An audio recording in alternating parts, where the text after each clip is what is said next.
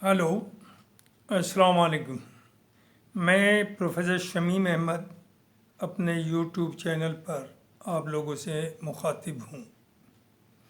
आज का टॉपिक बहुत प्योर पॉलिटिकल और बहुत इंटरेस्टिंग है। टॉपिक ये है, डिस्कशन इस पर है, क्या हमारा इलेक्टोरल सिस्टम सही तरह से लोगों की नुमाइंदगी करता है। इस बारे में हम बात करेंगे। देखिए, हिंदुस्तान में जो है डेमोक्रेसी, वो है मेजॉरिटी बेस्ड। जिसकी मेजॉरिटी आ जाए, जिसके ज़्यादा वोट आ जाए, उसकी हुकूमत बनती है। और ज़्यादा का मतलब ये है कि समटाइम्स जिसे 30% वोट भी मिल जाए, उनकी हुकूमत बन जाती है। चूँकि दूसरी तरफ जो 70% है वो 3-4 जगह बटे हुए हैं, लेकिन जिनकी हुकूमत बन रही है, जिन्हीं की ज़्यादा सीट्स आती हैं, उनके कभी कभी 30-35% वोट ही होते हैं और वो हुकूमत बना लेते हैं, चाहे वो स्टेट की हो या सेंटर की हो। तो सवाल ये है कि क्या ये हुकूमत या ये गवर्नेंस इनकी लोगों के जो एस्पिरेशंस हैं, लोगों का सही रिप्रेजेंटेटिव है? इसका डिस्कशन हम चाहेंगे करें। काफ़ी चीज़ें देखी गई हैं। एक तो दूसरी चीज़ ये कि सिंगल पार्टी हुकूमत है, रूलिंग गवर्नमेंट एक पार्टी की है, और दूसरी एक कोलिशन है। उन दोनों की बात करेंगे, which is better for the public. देखिए, मेजॉरिटी सीट्स का मतलब ये है कि सिंपली अर्थमेटिक है कि जिसकी ज़्यादा सीट उसी की हुकूमत।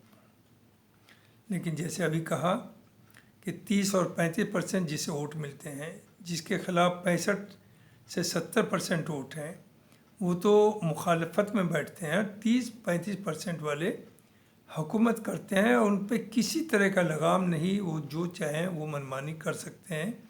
ये जब से मुल्क आज़ाद हुआ आज तक हम देख रहे हैं। अब सवाल ये है कि इसका मैं आगे कहूँगा कि सॉल्यूशन क्या हो सकता है कुछ मुल्कों में, और हमारे मुल्क की डेमोक्रेटिक जो इलेक्टोरल सिस्टम है उसमें क्या फ़र्क है। दूसरी चीज़, कभी कभी ये कहा जाता है कि अगर थंपिंग मेजॉरिटी है किसी पार्टी की, मान लिया 400 सीट में 200 चाहिए, 201 गवर्नमेंट बनाने के लिए, लेकिन उनकी 300-350 आ जाती हैं, जो आज पार्लियामेंट में है भी। जो एनडीए की जिनकी हुकूमत है, they have more than 300 in 500 parliament seats में। तो उससे जो होता है, एक तरफ तो ये बात कही जाती है जो सही भी है कि वो किसी पर डिपेंडेंट नहीं है, जो चाहे वो कर सकते हैं, वो बड़ा बोल्ड स्टेप्स ले सकते हैं। लेकिन इसमें डर जो बहुत लोगों ने कहा है ये है कि जो ब्रूट मेजॉरिटी जिसे आप कहते हैं, वो आपको डिक्टेटरशिप की तरफ ले जाती है। डिक्टेटरशिप का मतलब है कि आपको किसी के सेंटिमेंट्स या लोगों की डिमांड का ज़्यादा परवाह नहीं होती। आपकी पार्लियामेंट या असेंबली में you have more than 2/3 majority, तो आप जो चाहे वो करते हैं, चाहे लोगों को पसंद हो या ना हो। दूसरे इसके अपोजिट है कोलिशन गवर्नमेंट। कोलिशन गवर्नमेंट में ये होता है कि चेक एंड बैलेंस होते हैं, कि अगर प्राइम सीएम या पीएम किसी भी पार्टी का हो, लेकिन चूंकि उसकी मेजॉरिटी नहीं है उस पार्टी की, तो उसने कोलिशन गवर्नमेंट बनाई, तो वहाँ क्या होगा कि सभी लोगों को अपने जो वोटर्स हैं उनसे जो फीडबैक मिलती है उसका ख्याल रखना पड़ता है। लिहाजा अगर कोई ऐसा डिसीजन लेना चाहती है हुकूमत जो लोगों को पसंद नहीं है, उनकी जो वोट बैंक है उसे पसंद नहीं है, तो ज़ाहिर है वो उसे में रुकावट बनते हैं और उसमें अमेंडमेंट्स होते हैं जिससे कि पब्लिक उन्हें एक्सेप्ट कर ले। तो ये फ़र्क है कोलिशन में और सिंगल पार्टी रूल में। दूसरी चीज़, कोलिशन में छोटी छोटी पार्टीज़ को भी पावर शेयर करने का एक मौका मिलता है जो शायद उनका इतना वोट नहीं होता कि वो मेजॉरिटी ला सके। अब आइए, हमारा जो सिस्टम है डेमोक्रेसी, हम कहते हैं we are democratic, no doubt we are democratic. हमारी हुकूमत जो बनती है वो एक फ्री वोटिंग है, हर आदमी का एक वोट है और जिसकी ज़्यादा सीट्स होती हैं वो हुकूमत बनाती है। तो जैसा कि मैंने कहा, इसमें क्या होगा कि अगर आपकी वोटर 20 या 25% भी हैं तो ये मुमकिन है कि आपकी एक भी सीट ना आए।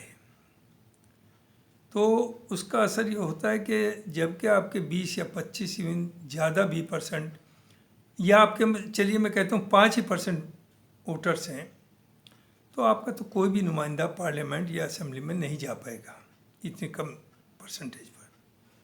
लिहाजा आपकी बात ना वहाँ कोई कहने वाला होगा ना कोई उसे मानने वाला होगा। तो ये है बिकॉज वन वोट, हर आदमी को वोट देने का राइट है और सिंपल मेजॉरिटी से हम इलेक्ट करते हैं। और सिंपल मेजॉरिटी में ये मुमकिन नहीं कि जिन लोगों की पॉपुलेशन वो कास्ट हो या रिलीजन हो 5 या 10 या 15 या 20% है, उनका शायद ही 1-2 MP या MLA असेंबलीज और पार्लियामेंट में जा सके। कुछ कंट्रीज़ में like New Zealand and most probably in France also, वो है सिस्टम प्रोपोर्शनल रिप्रेजेंटेशन का। प्रोपोर्शनल रिप्रेजेंटेशन में क्या है, और आप देख भी रहे हैं कि अक्सर होता है कि जितने ऑलमोस्ट अमेरिका को तो छोड़ दीजिए या और जो कंट्रीज़ हैं उनमें बाय एंड लार्ज कोलिशन ही गवर्नमेंट बनती है। सिंगल पार्टी गवर्नमेंट बनना वहाँ बहुत मुश्किल होता है उस सिस्टम में, जिसकी वजह ये होती है कि सबका पार्टिसिपेशन होता है और सबकी कोई मनमानी नहीं कर सकता उस हुकूमत में। तो जो मैं कह रहा था, ये प्रोपोर्शनल रिप्रेजेंटेशन जैसे न्यूजीलैंड में है and I think in France and so many other countries, वहाँ का सिस्टम यह है कि मान लिया टोटल 1000 पार्लियामेंट के अंदर सीट्स हैं, तो 500 सीट पर तो आपका डायरेक्ट इलेक्शन होगा। उन 500 में जिन लोगों के 5% या 10% या 15% वोटर्स हैं या पॉपुलेशन है, तो उनका हो सकता है एक भी रिप्रेजेंटेटिव इन 500 में इलेक्ट ना हो पाए, जैसे कि हमारे हिंदुस्तान में नहीं होता। लेकिन वहाँ क्या है कि वो जो बाकी 500 बची, उस पर डिफरेंट पार्टीज़ के जितने उनके वोट होते हैं उसी प्रपोर्शन से वो नॉमिनेट करते हैं। तो उन 500 में बाकी मान लिया आपका 5% है, तो आपके 25 मेंबर 25 चले जाएंगे। आपके 20% हैं तो 500 में आपके 100 रिप्रेजेंटेटिव आपके पहुंच जाएंगे। तो इस तरह से उस सिस्टम में इवन इफ़ योर पॉपुलेशन आपकी कास्ट की या आपके ग्रुप की या आपकी एक कल्चर आइडेंटिटी है या आपके रीजन की, आपकी 10 या 15% पॉपुलेशन है, तो जाहिर है थ्रू इलेक्शन तो आपका एक भी रिप्रेजेंटेटिव उसमें जीत के नहीं जा सकता पार्लियामेंट या असेंबली में। लेकिन प्रोपोर्शनल सिस्टम में चूँकि 50% बाई इलेक्शन है, थ्रू इलेक्शन है, उसमें even if you get 0 seat, आपकी कोई सीट नहीं आती, लेकिन आपको वोट मिला 5% या 10% या 15%, तो आप जीते तो नहीं, लेकिन यहाँ से वो जो बाकी 500 सीट्स हैं उस पर जितने आपको परसेंट वोट मिला उतने लोग नॉमिनेट करके आप भेजेंगे। तो इस सिस्टम में क्या होता है कि जाहिर है एक पार्टी को 50% मिला और उसके 50% आ गए, लेकिन बाकी जो 500 बची उसमें हर पार्टी, छोटी से छोटी पार्टी, छोटे छोटे ग्रुप्स की रिप्रेजेंटेटिव्स पहुंचते हैं, और जब फाइनली टोटल नंबर वहाँ 1000 MPs या MLAs होंगे तो वहाँ ये मुमकिन नहीं होता आसानी से कि कोई सिंगल पार्टी हुकूमत बना सके। तो वहाँ उनकी मजबूरी हो जाती है कि आप और पार्टी से भी अलायंस करते हैं और तभी हुकूमत बनाते हैं। तो जहाँ तक सवाल आता है कि हुकूमत पावरफुल है या कमज़ोर है, देखिए जहाँ तक इंटरनेशनल मामलात होते हैं उसमें सभी कंट्रीज़ में पार्टी किसी भी आइडियोलॉजी की हो, कोई भी पार्टी हो, उन इश्यूज़ पर सब एक होते हैं, उसमें कोई आपस में डिवीज़न नहीं होता जब नेशनल इंटरेस्ट का मामला आता है। लेकिन इंटरनल मामला जो हैं, जहाँ जस्टिस का मामला है, हिस्सेदारी का मामला है, लोगों के रोज़गार का मामला है, एम्प्लॉयमेंट सहूलियतों का मामला है, वहाँ कोई एक पार्टी किसी ख़ास ग्रुप के लिए नहीं कर सकती या किसी ख़ास बिजनेस को प्रमोट नहीं कर सकती, चूँकि वो गवर्नमेंट कई एलाइज से मिल कर के बनी है।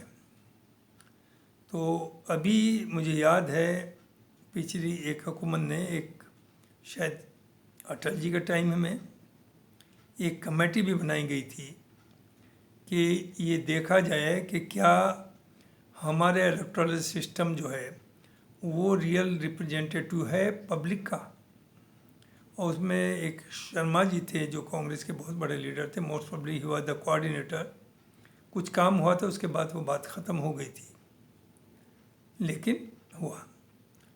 तो ये जो फिर इसकी भी ज़रूरत नहीं होगी, जो दलितों का रिप्रेजेंटेशन है, ओबीसी का मामला है, और फिर ये कि अपर कास्ट जो बिलो द पॉवर्टी लाइन है उनका मामला है, उनके अलग अलग रिजर्वेशन की ज़रूरत इसमें नहीं रहेगी, चूँकि उनके रिप्रेजेंटेटिव्स जितनी उनकी संख्या, जितना उनका वोट होगा, भले ही उनका कोई कैंडिडेट इलेक्ट, मान लिया 500 में उनके 25 इलेक्ट हुए हैं, लेकिन उनके 100 आदमी नॉमिनेट होके चले जाएंगे।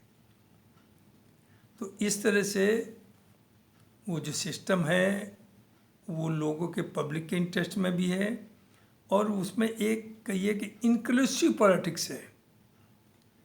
मेजॉरिटी जो पॉलिटिक्स, जो हमारा सिस्टम है वोटिंग सिस्टम पैटर्न, तो उसमें तो ये है कि भाई जो लोग ज़्यादा हैं उन्हीं के लोग इलेक्ट होंगे, जिनके बहुत कम हैं उनके तो कभी कुछ हो ही नहीं सकता।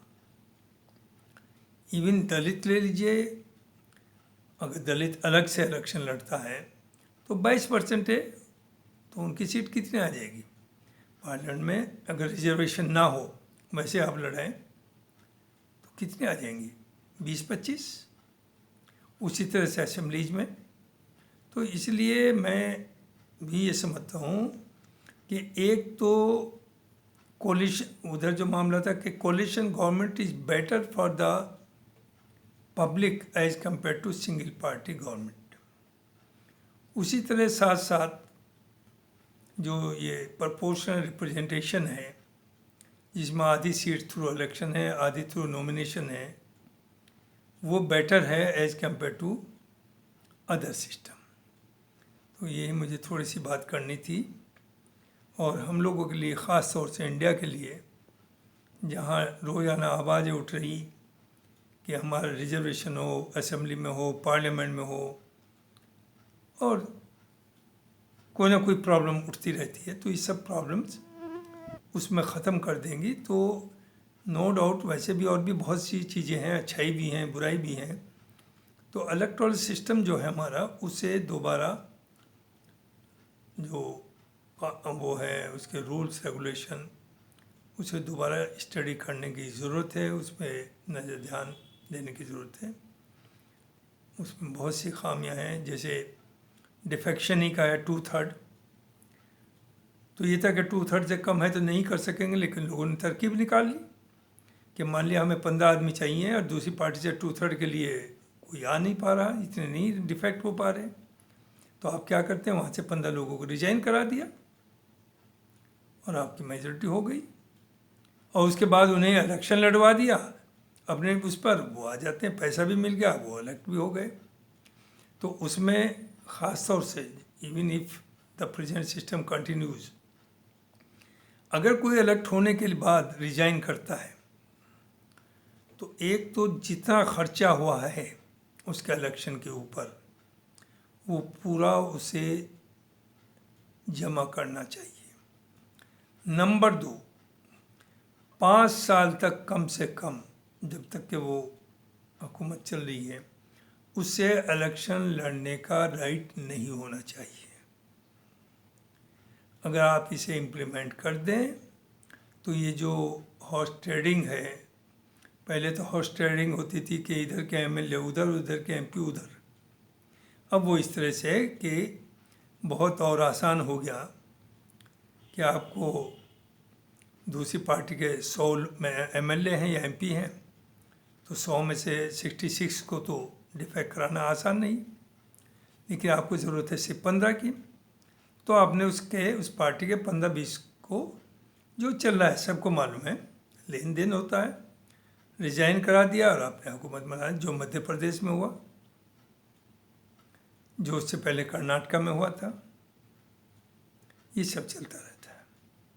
तो इन सब इविल से अगर जान बचानी है तो 2 चीज़ करनी पड़ेंगी कि जो इलेक्शन लड़ने के बाद रिजाइन करे, तो नंबर 1 तो जितना इलेक्शन में खर्च हुआ वो गवर्नमेंट को ट्रेजरी में उतना पैसा जमा करे। नंबर 2, 5 साल तक उसके ऊपर इलेक्शन लड़ने का बैन हो कि वो किसी भी पार्टी से 5 साल तक इलेक्शन नहीं लड़ सकता। मैं समझता हूँ इससे काफ़ी सुधार होगा। बहुत बहुत शुक्रिया। अस्सलाम वालेकुम।